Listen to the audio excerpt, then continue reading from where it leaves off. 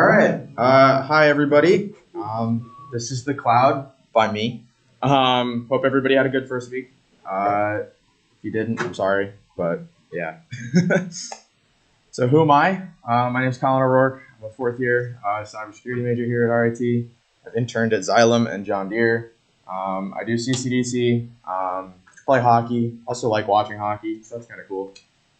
From New York City, and there's some contact info for me. I just want to give a quick shout out to Albie for taking that wonderful photo of me. It's great. Yes. Grew up in Staten Island. Woo! There you go, Max. Yeah, so what is the cloud? That is a cloud. That's the cloud right there. In reality, according to Cloudflare, that's what the cloud is. The cloud refers to servers that are accessed over the internet and software and databases that run on those servers. Cloud servers are located in data centers all over the world. By using cloud computing, users and companies do not have to manage physical servers themselves or run software applications on their own machines. Thank you, Cloudflare, for that amazing definition. This is my definition. The cloud is essentially rented hardware over the internet. Companies can use the rented hardware to run a bunch of different things, workloads, services such as databases, VMs, storage, or specialized stuff that are more specific in what they do, such as an IDE based on cloud, or automated testing, stuff like that. So here's a cool little diagram that I made. Generic company here needs an entire website infrastructure very quickly. And your company over there needs storage so they can keep their backups because they want to follow good security principles. Then, guess who comes in? A cloud provider or a cloud. And they say they can do both at the same time, all over the world. That's pretty crazy, right? Yeah. So cloud computing has several different models, and this is just kind of how we describe different types of how cloud computing is employed within companies or what a cloud provider actually provides. So public cloud here, this is kind of the most famous and probably the most used. It's a shared cloud environment provided by a third party that customers share from a pool of resources. So an example of this is AWS or Azure, right? AWS does not have a single customer. They have a very, very large amount of customers. And all of those data centers, servers, and stuff, that's all goes to shared, maybe not equally between their customers, depending on who pays them the most. But yeah. Next is hybrid cloud.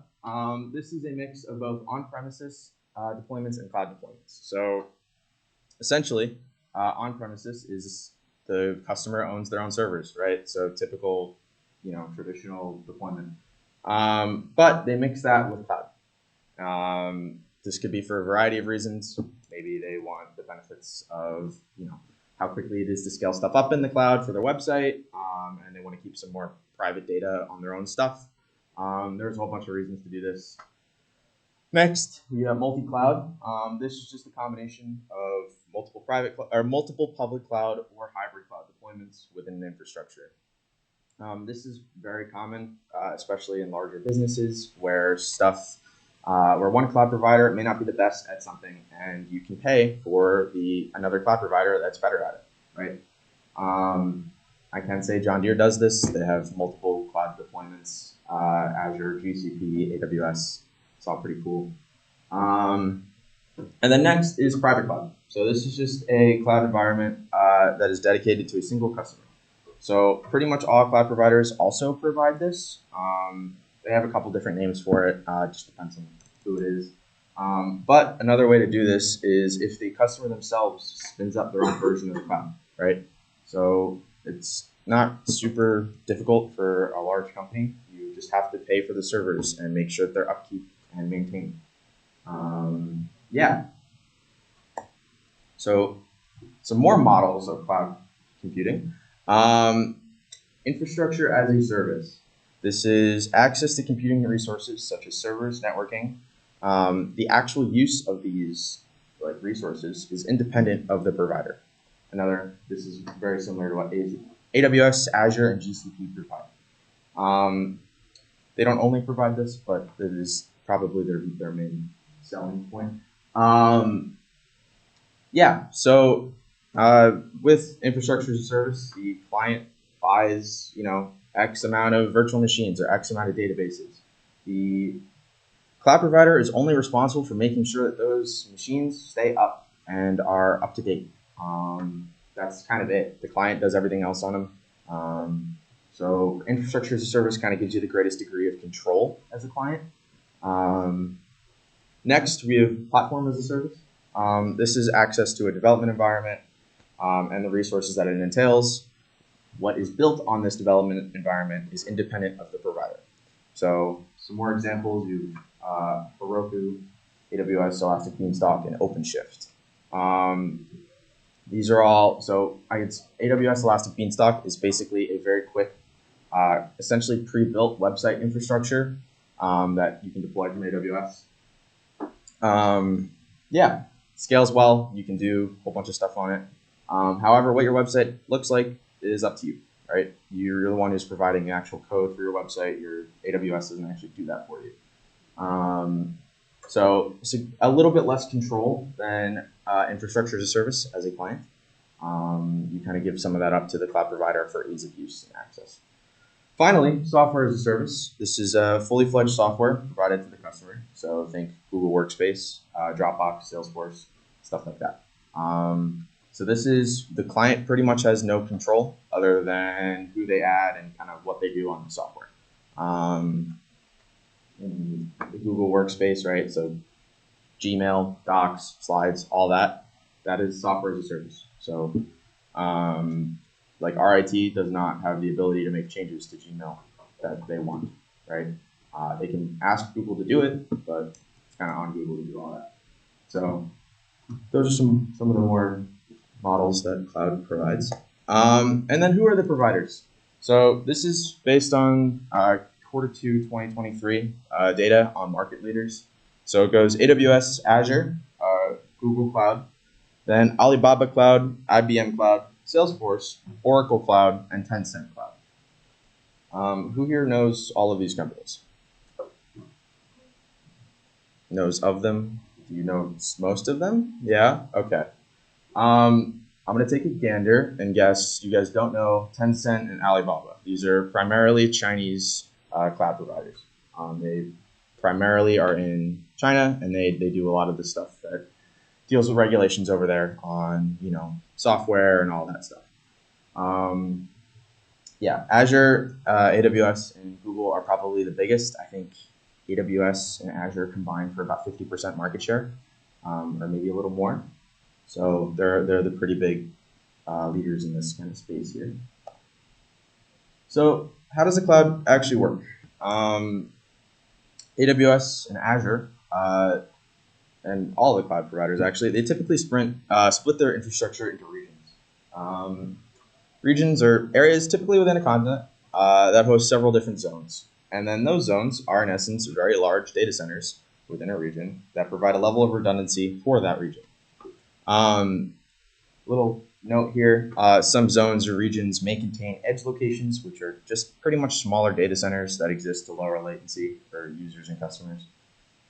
All this works to provide a level of redundancy and kind of care over data that traditional deployment is very hard to do. A lot of cloud services and deployments and stuff, they are able to essentially duplicate the data from, say you have a database in US East 1 for AWS.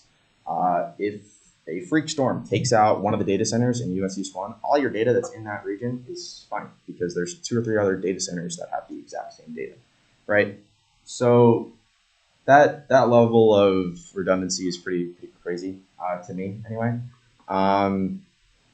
At least for Azure and AWS, they have roughly 30 regions around the world. I think the US or North America makes up a decent part of it because most of them have US East 1, 2, and 3, then US West 1, 2, and 3, and then I think 1 in Mexico and Canada, or maybe a couple in Canada. So it's a lot of regions. And then these edge locations are pretty crazy to me because they allowed cloud providers to set up a much smaller footprint in something that may not have a large region, right? U.S. South America, right? For AWS, they only have one region within South America. These edge locations, however, kind of allow them to make up for that a little bit, in that they can kind of deploy them a little easier throughout South America and provide less latency for their customers, which is good for them. Serverless. This is something you commonly see with the cloud. Yeah, it means no servers. No servers at all get used at all in any of this process here. That's a lie. It is a bit of a misnomer.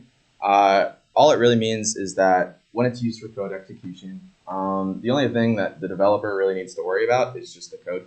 AWS or Azure typically just handle everything besides what the code is, and then you hit run and it spits out your output. So it's pretty useful. They also provide other services. Databases are a big one as well. You kind of just input the data and you input your query, and that's it. The AWS or Azure or GCP or whoever the cloud provider is will kind of handle everything else. So it does provide a level of ease of use there on the part of the customer. These are also very popular within much larger cloud deployments, in that you can kind of set up predefined. Go with Lambda as an example. You can set up a predefined Lambda and have it run every however much you want. And from there, that output can get spit out to a database or a website, right? So say you need some computations on your website for whatever reason. You can have your Lambda do that, and it'll just automatically go over your website. Not automatically, you have to set that up, but still. But in that case, it saves you from setting up an EC2 or a development environment, and then setting up an automatic run on there, right? So it's very useful. It definitely has its niche, and I don't even know if it is a niche anymore because it's very, very popular. Also, for free tiers on cloud providers, you typically get a bunch of these. I think AWS free tier is like 1 million requests a month on Lambda. It's kind of crazy. It is something to think about if you need to run code and you don't really want to deal with waiting 10 minutes on your own machine. You can just put it in AWS and they'll run it. Typically, however, they do kind of have a time limit. I think Lambda is 15 minutes. So if it takes longer than that, it's not really going to work. This is mainly because these aren't meant for super heavy computations. They're not meant to solve cancer or cure cancer. They're meant to maybe run an API and check a website or scrape a website, but take something that takes very little time. So for the part that probably interests you guys the most, how do we secure the cloud? So I thought the best way to kind of think about that, or what are the threats that face the cloud that are maybe different or more unique to the cloud than something on premises. So I kind of listed these. These aren't in any particular order. They are, however, commonly listed. I think CrowdStrike, AWS, or CrowdStrike, the NSA, pretty much every security organization kind of lists these four. These are kind of the big ones here. So we have identity and access management, misconfigurations, expanded attack surface, and visibility. Can anybody tell me here if these things are unique to the cloud, or if they are, you can see these on on-prem deployments? This is an audience participation part of the talk.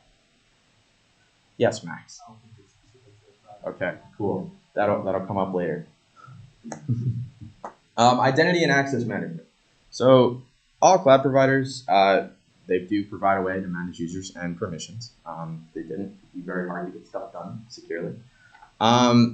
These solutions all provide users with a policy or a role, depending on who you use. They kind of switch names. It's kind of confusing. But this policy or role is just a set of actions that the account or policy is allowed to take. Groups can be used to provide common sets of users with common sets of permissions. And these roles allow for least privilege to occur much easier.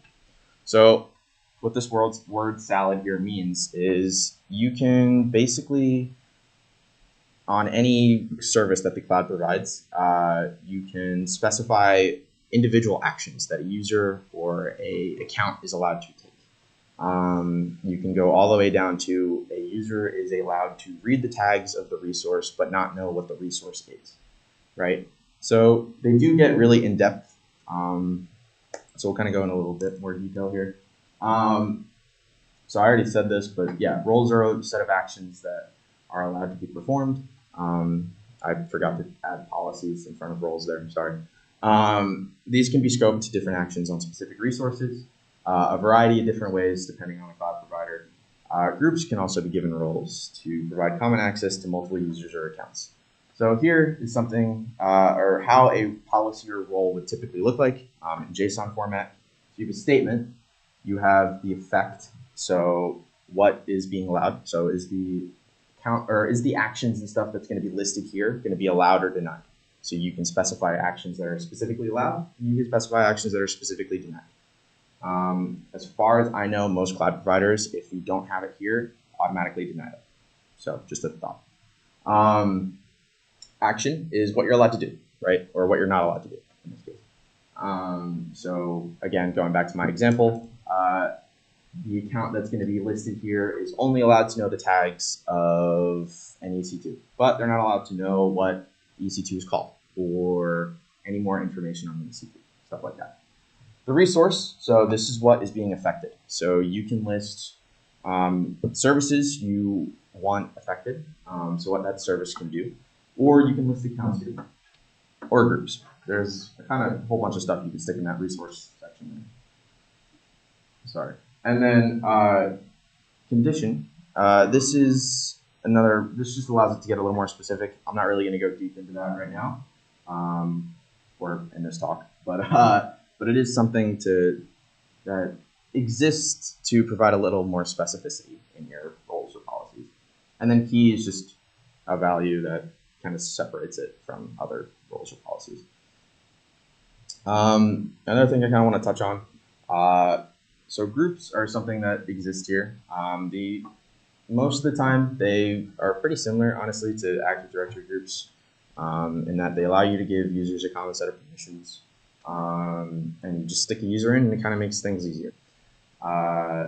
So that is something to consider. Again, a lot of the cloud isn't crazy new. It builds on a lot of stuff that's been built before. So yeah. Misconfigurations. If anything is the most dangerous to the cloud, it's probably this one. I know a lot of, but yeah, this is probably the most dangerous one. These can be overly permissive resources or users, a lack of visibility into the resource, or failure to properly secure secrets, or any number of things that is misconfigured and allows an attacker to do bad things, right? So principle of least privilege, if properly followed for both resources and users, can mitigate many of these common misconfigurations. In that, if principle of least privilege is followed, you don't have many of these misconfigurations. A combination of DevOps and security knowledge is best used to combat this, using automation and standardization. And finally, visibility into the entire cloud infrastructure is essential. So what these 2 points kind of get at here is it's a lot easier to eliminate misconfigurations if all of your stuff is automated and standardized. So if you're only deploying one EC2 image and you're just deploying hundreds of them, it's a lot easier to secure rather than if you're deploying 100 individual EC2 images and you need to then go into every single 101 of those and fix stuff. Right? Or if you have that just one image, you can just fix the one image and that's it, right? Automation also makes it a little better, simply because people don't. If automation doesn't fix a misconfiguration, it's because a person messed up, right? Or somebody didn't understand or made a mistake in the code, right? If stuff isn't automated, it makes mistakes a lot easier. And then finally, visibility. I'll touch on this a little more in a few slides, but you can't really protect what you can't see. So that's kind of important. Expanded attack surface. So cloud offers organizations the ability to rapidly deploy and scale their computing needs. It's a double-edged sword in that all these deployments and all these resources that get created expand the footprint. And this can be stuff that you don't know gets created. To create an EC2 in AWS, just as an example, there's like 4 or 5 other resources that need to be created for this to actually work. You need networking, you need storage, all that stuff. So these add up, and depending on the process in place, they may not be turned off, or they may not be removed. That's bad because it leads to holes and vulnerabilities. So right now, there is basically an entire market, both from the cloud providers and from independent security vendors, to create tools that automatically tell you what is on your cloud network. This isn't common. This isn't unique to cloud. These exist for on-prem as well. But cloud offers organizations a way easier path to kind of make these mistakes, in that a developer can spin up an EC2 for testing, never tell anybody,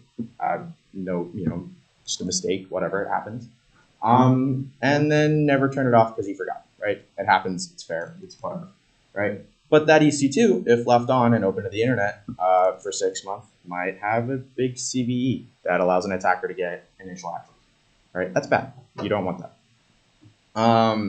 So these vendors and cloud providers are making this, kind of a priority to kind of address. Yeah. Visibility. Thank you, former President Obama, for the excellent image. Going back to the quote that I already mentioned, you can't protect what you can't see. Over 80% of organizations use 2 or more cloud providers. This is pretty big, right?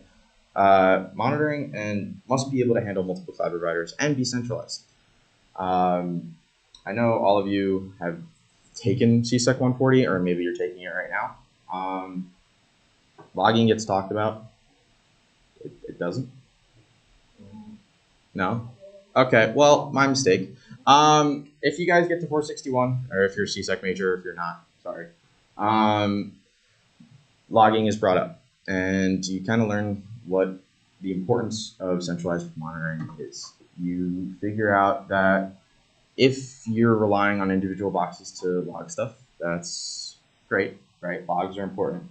But if you can't get all those logs easily, it's very hard to do your job. So monitoring solutions for the cloud especially need to be able to handle, AWS and Azure, or AWS and Azure and Google, or AWS, Azure, and Alibaba, right? There's basically, they need to be able to handle a lot. And that's difficult because each of these have different standards, have different ways of doing things. So that is a challenge right now. And then automated monitoring. This is, again, not unique to the cloud, but going back to that example of a developer spinning up a EC2, what happens if no one knows that the resource is created, but you're not getting logs, so you won't be able to detect anything. That's bad, again. Yeah, so kind of a bottom line up front on threats to the cloud. There are unique challenges when compared to on-prem. These are, variety of things, different ways of doing things, different tools to combat threats, a whole bunch of other things. However, much of the fundamentals remain the same. Principle of least privilege, the CIA triad. You need to train your users, you need to train your staff. Logging is important. Managing your risk, managing vulnerabilities. The cloud is an excellent tool. However, it does not do everything for you. A lot of the cloud that is mentioned talks about security, and out of the box, it probably is a bit more secure than a Windows server that you just spin up, right? However, you need to make it more secure. So this is kind of the last big slide that I'm going to talk about right now for my talk. I know this kind of went a little quick. I went through the content a little faster than I thought I would. But go watch Cloud, presented by Brad. He gave 3 talks last year, including last year's education on cloud. And these are excellent talks. He covers stuff that I don't cover in this talk, and he did 2 cloud security talks for research last year. Very, very useful. Again, cover stuff I don't cover. Yeah, they're excellent starting points for the cloud. Yeah, so questions? I know I didn't do that great of a job explaining everything, so yes. I don't know if you touched upon this, but you mentioned how serverless, like you just kind of have your functions and it'll spin up whatever you need once you actually run it. Yeah. Is there any advantage you think to having your own, like having manually configured resources? There is if you want more control over what. So like the way I'm just gonna use Lambda as an example, just because I know it a little better than Azure functions. Lambda spins up a predefined. You give it what language you're running, and it'll spin up a predefined whatever, and it'll run. If you want, say you need to run multiple languages in a single project for whatever reason it happens. Lambda probably isn't the best way to do it. Lambda is able to do incredible things, but there's limits to it. It's not gonna replace hitting run on your own computer, right? Or run on whatever you're using. But yeah, it is pretty crazy on what it can do. But no, it's not. There's advantages to it, and there's pros and cons, basically. Anything else? I know I must have missed something, or somebody must have a question. Please. Yes. So the cloud can be used as a storage container, right? Yeah. Do you know what else could be used as a storage container? This cool RITSEC USB. Wow. Crazy.